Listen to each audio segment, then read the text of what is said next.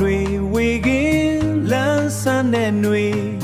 တိကျမင်းစင်လို့အတားရီဖြန်းတဲ့မြေရွှေဝါရောင်ပတောက်တွေဖူးပွင့်လို့ဝေပျော်စရာကောင်းလာချေတို့မြန်မာပြည်အေးချမ်းစေနန်းဆန်တဲ့အတားရေဆက်တွေကြားမှာ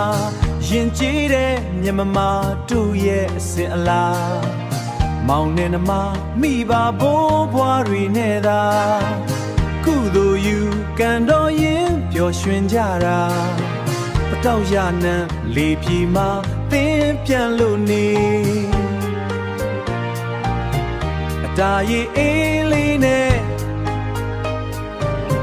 အတားရီအေးလေးနဲ့အတားရီအေးလေးနဲ့အမုန်းတွေစေးကြောစေသင်ချမ်းတို့သင်ချမ်းပြောစရာတာသင်ချမ်းရေစိုးရွှဲလဲအေးများတဲ့အတာသင်ချမ်းခွန်းနဲ့လောင်းလေအပြုံးမပြတ်တဲ့သင်ချမ်းတို့မြန်မာရိုးရာအသာဆုံးပွဲတော်ပါပဲဗျာ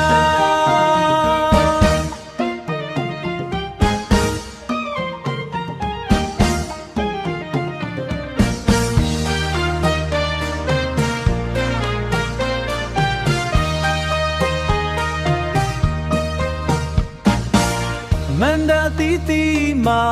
တေးသံတွေသာရိတ်အကအလှတွေနဲ့ရှူမညီနိုင်တာမုံလုံးရေပေါ်ဝေငါလို့ကျွေးမွေးကြရာစေတနာမေတ္တာတွေ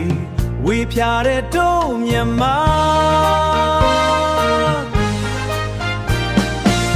သင်ချမ်းတို့သင်ချမ်းပြောစရာတာသင်ချမ်း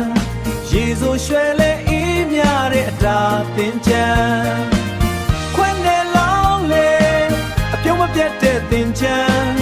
တို့မြန်မာရိုးရာအသာဆုံးပွဲတော်ပါပဲဗျာ